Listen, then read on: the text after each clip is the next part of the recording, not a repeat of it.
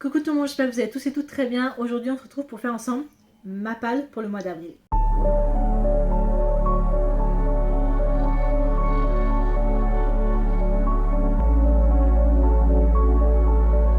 Tout d'abord je tiens à m'excuser pour la luminosité, elle est pas super, il fait vraiment pas beau vers chez moi.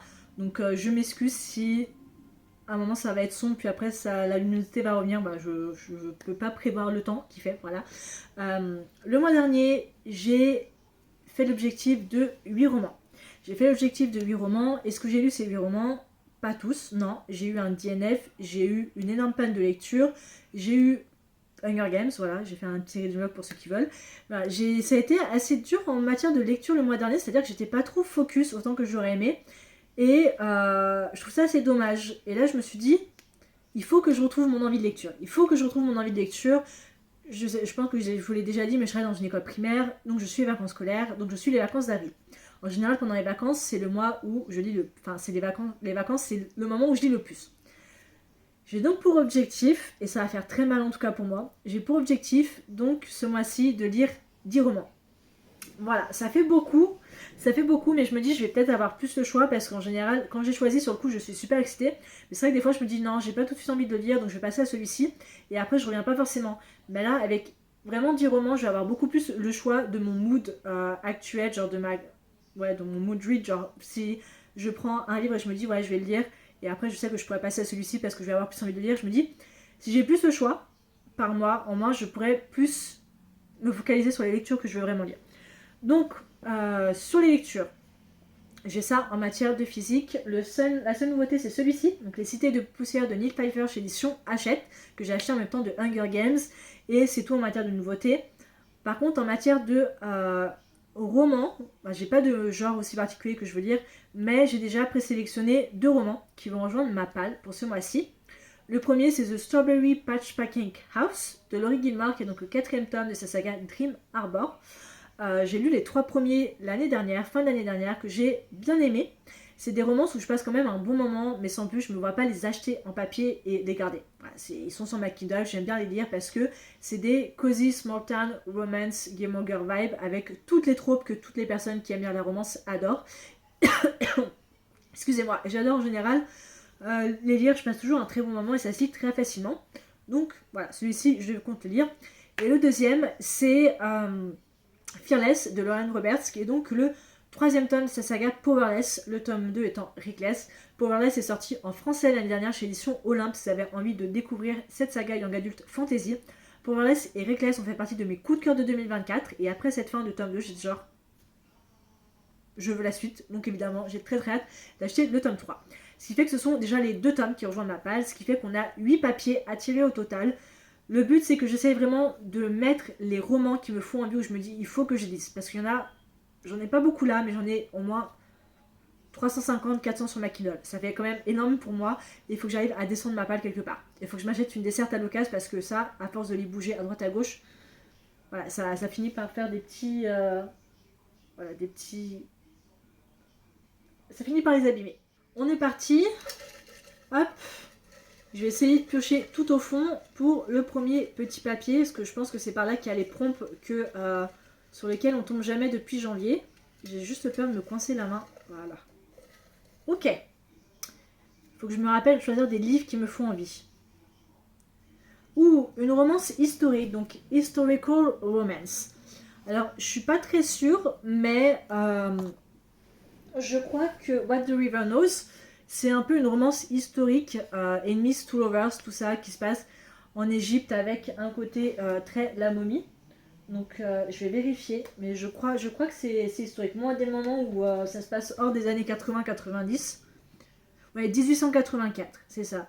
Inès Oliveira, ses parents, je crois, ont disparu et elle décide donc, c'était des archéologues, ils ont disparu pendant leur aventure, je crois, en Égypte.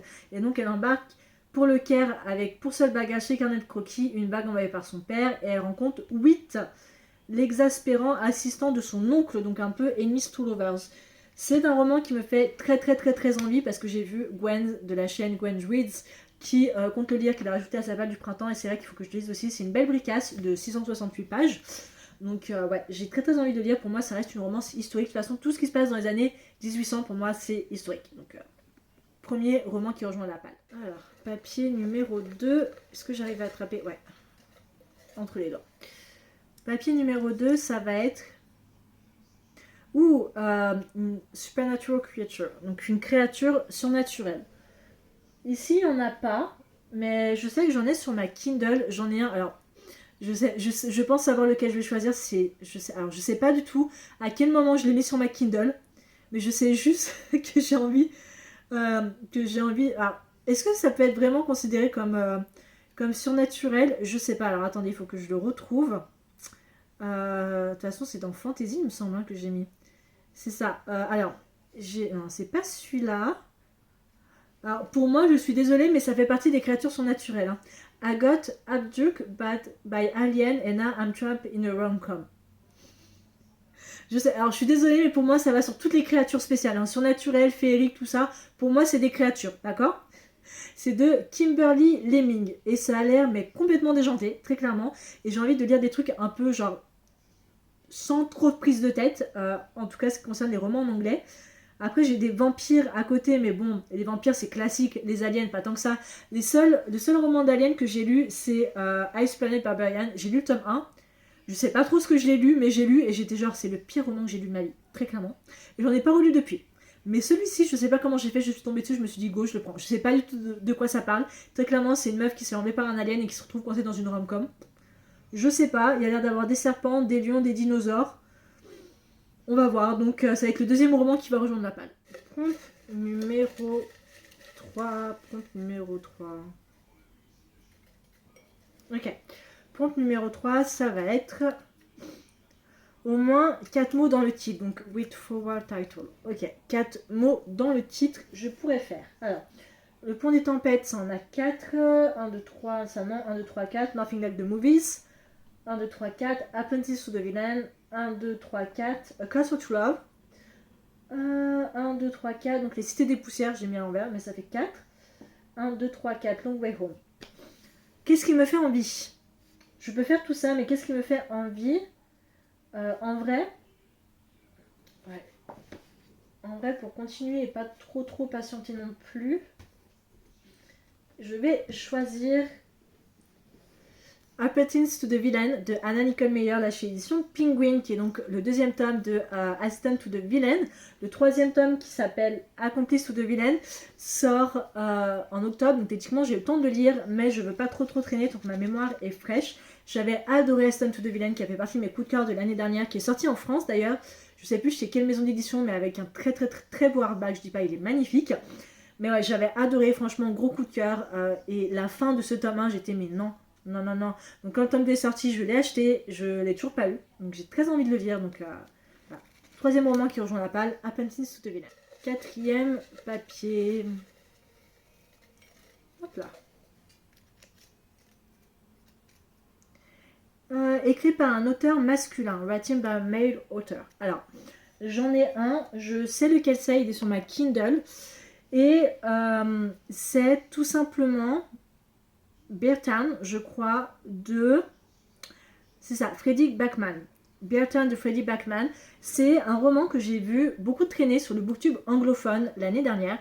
Je sais pas trop de quoi ça parle, mais je sais que beaucoup de gens ont adoré, beaucoup de gens qui ne connaissaient pas du tout cet auteur, qui n'ont jamais lu forcément de livres contemporains / fiction, ont beaucoup apprécié. Et je crois que ça va être fait en série, ou ça une série max, quelque chose comme ça. Beartown, je crois que ça se passe dans une petite ville où il fait tout en froid, vous savez, tout ce qui est Canada, Arkansas, enfin Alaska et tout ça. Et dans un lycée, il y a une équipe de hockey et je crois que l'un d'eux meurt et ça chamboule complètement toute la ville. Il y a des secrets qui sont révélés et tout ça. Je sais qu'il y a un deuxième tome aussi qui est sorti. Mais voilà, je me suis dit, bon, ça fait un moment voilà, que ça traîne. Et je me suis dit, bon, pourquoi pas le lire si beaucoup de gens ont apprécié. En général, les booktubeuses que j'aime beaucoup l'ont apprécié. Donc je me suis dit, ça peut me plaire. Et je peux en même temps essayer de sortir de ma zone de confort. Donc le quatrième roman qui rejoint ma passe, ça va être Bertan de Frederick Bachman. Cinquième petit papier, ça va être... J'en fais tomber plein, c'est chouette.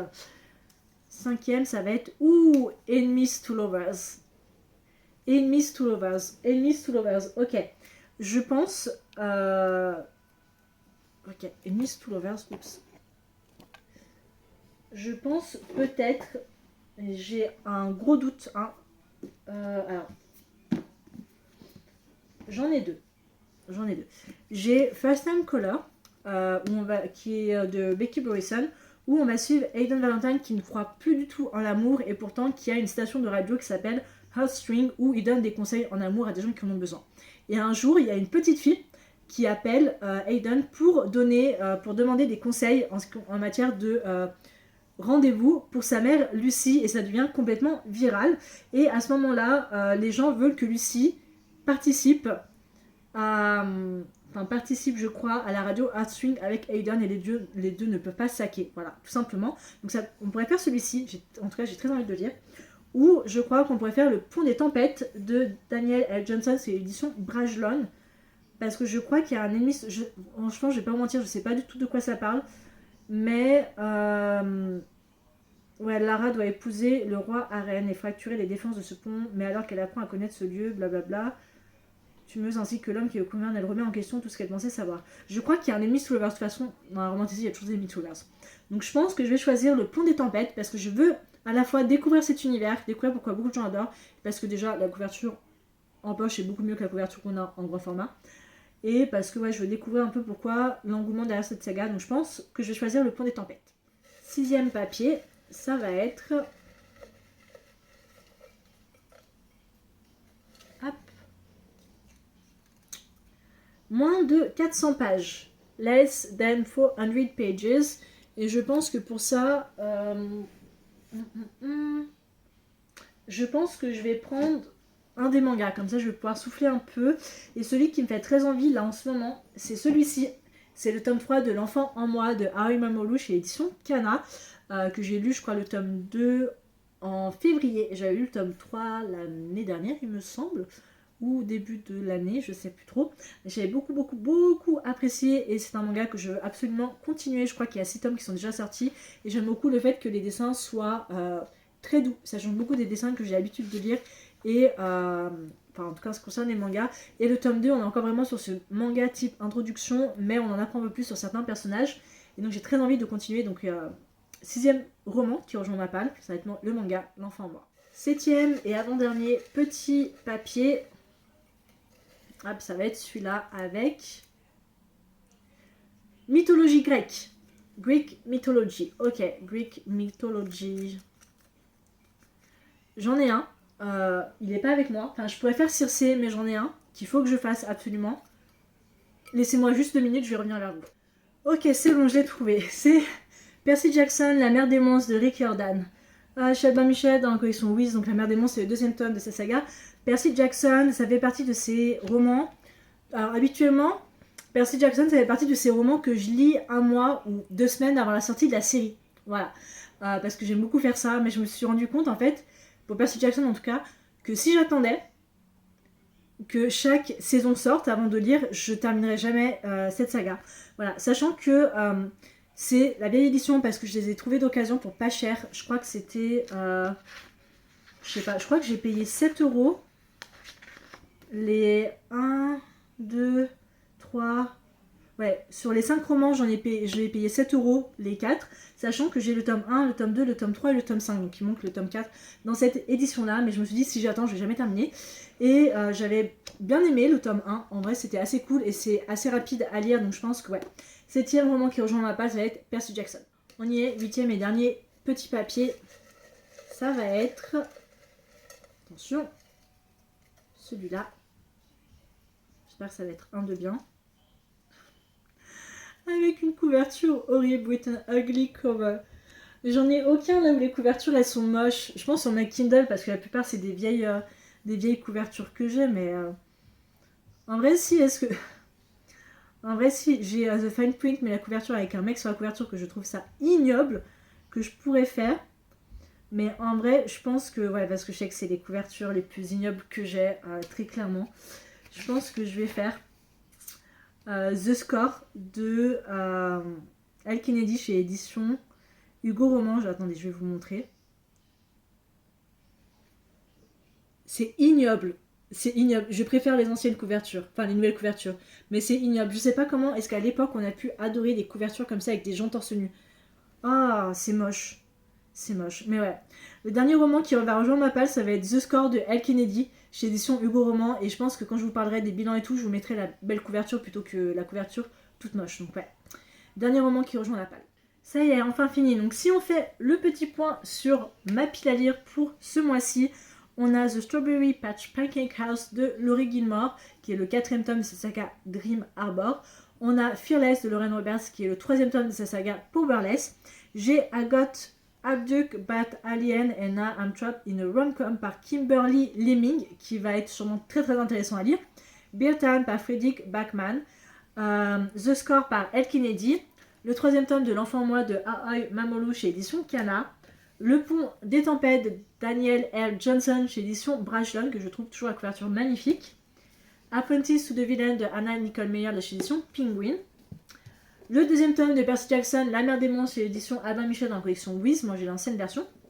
Et enfin, What the River Knows de Isabelle Imanez, donc Les Secrets du Nil chez édition Rajo. Ça me fait une sacrée palle. Je pense que je peux réussir à tous les lire. En vrai, en tout cas, je pense ça déjà, sûr je vais les lire. Après sur ma Kindle, en vrai j'ai choisi des romans en vrai qui me va, des suites de sagas, ça devrait aller.